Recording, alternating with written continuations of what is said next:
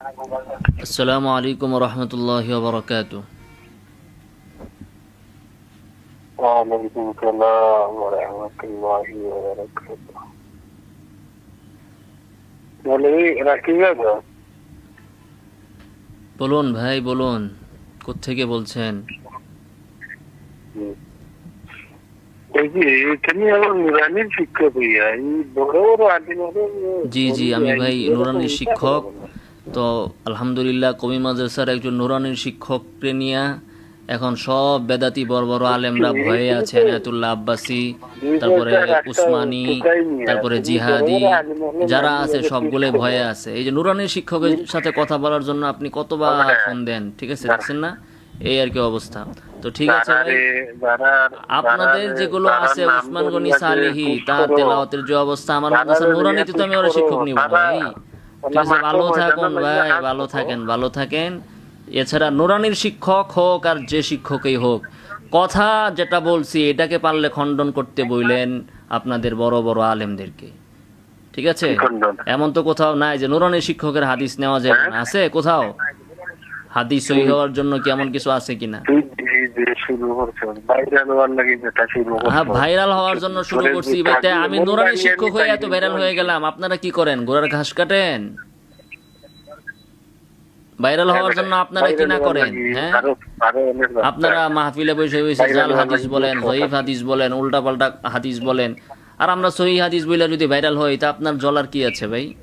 আচ্ছা ভাই, তো নুরানির শিক্ষক হইলে, নুরানির শিক্ষকে যদি হক কথা বলে সেটা গ্রহণ করতে বাধা কোথায়? এমন কোন শরীয়তে দলিল আছে? নুরানি শিক্ষক যদি হক কথা বলে তাহলে সেটা গ্রহণ করা যাবে না। বা নুরানি শিক্ষকতা করা কি এটা কি খারাপ কাজ? রাসূলুল্লাহ সাল্লাল্লাহু আলাইহি ওয়াসাল্লাম বলে গিয়েছেন, খায়রুকুম মান তাআল্লামাল কুরআনা ওয়া আল্লামা। আর আপনি নুরানি শিক্ষককে হেয় করতেছেন। আপনি কিসের আশিকে রাসূল, কিসের সুন্নি? রাসূল বলতেছেন সবচেয়ে ভালো হলো নুরানি শিক্ষকরা, যারা কোরআন পড়ায় তারা। আপনি বলতেছেন নুরানি শিক্ষক। হ্যাঁ ভাই, ভাইজান এই প্রশ্নের উত্তর দেন না। এই যে মুরব্বী, মনে হয় বয়স তো অনেক হয়েছে মুরব্বীর, কথাবার্তায় বোঝা যাচ্ছে।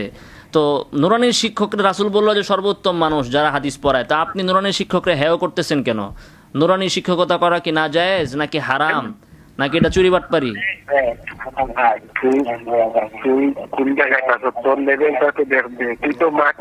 আরে বাবা রে, আমার লেভেল তো রাসূল বলে গিয়েছেন, খায়রুকুম মান তাআল্লামাল কুরআনা ওয়া আল্লামা। রাসূল বলতেছেন যে কোরআন পড়ায় সে হচ্ছে ভালো, আর যে বেদাত করে, আর যে ওই ঈদে মিলাদুন নবী করবে, মিলাদ পড়বে, কিয়াম করবে, কুল্লু দলালাতিন ফিন্নার, এগুলো সব দলালা বেদাত, আর এগুলো সব জাহান্নামে। তো রাসূল তো আমার ভালো বলে গেছে, আমার লেভেল তো অনেক রাসূলের ভাষা অনুযায়ী অনেক উপরে, যদি আমি আল্লাহ যদি কবুল করে।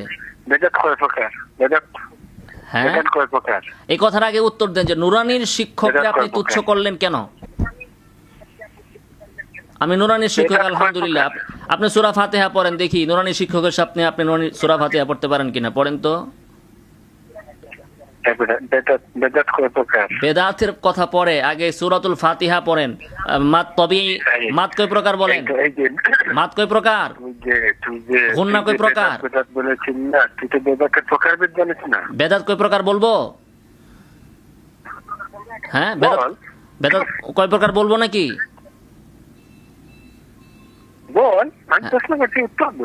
আচ্ছা, আব্বাসিরটা বলবো নাকি নবী মুহাম্মদ সাল্লাল্লাহু আলাইহি ওয়াসাল্লামেরটা বলবো? কারটা বলবো? কারটা বলবো?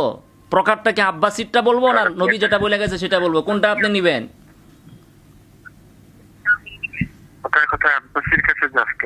আরে বলেন না, আপনি কারটা নিতে চান?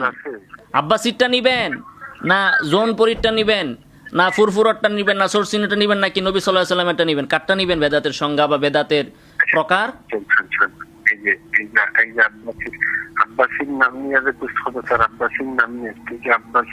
আরে মুরব্বী, বয়স তো বহুত হইছে, রাত বাজে এখন 11:30।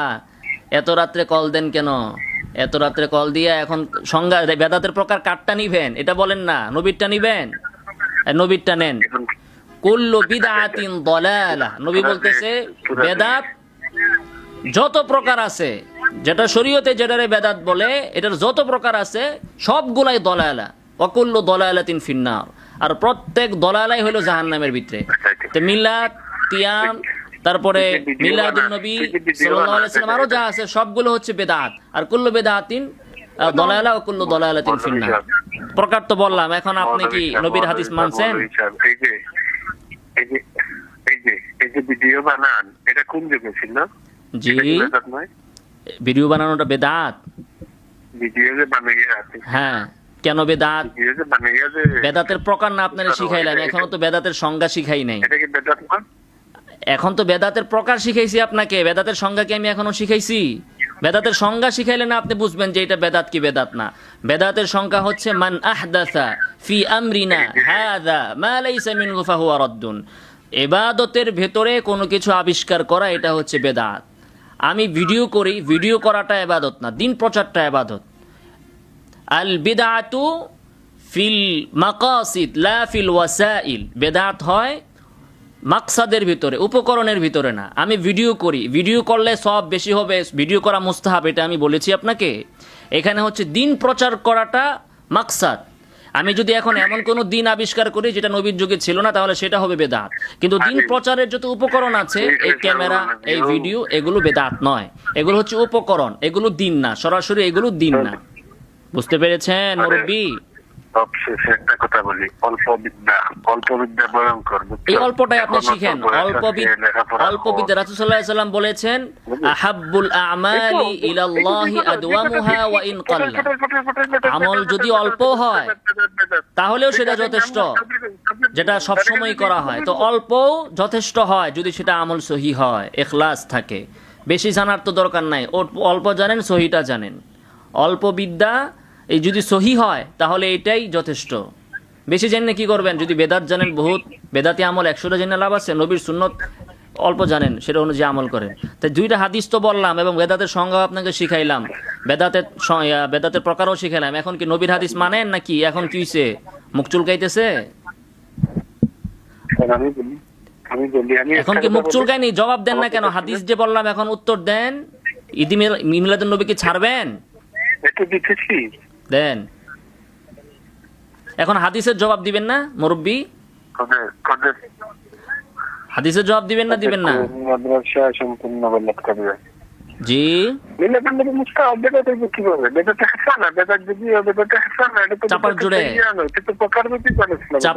চাপার জোরে নবী বলতেছে কুল্লু বিদআতিন দলালা, আর আপনি বলেন যে ওইটা বেদাতে হাসানা। নবী তো বলছে সব বেদাত দলালা।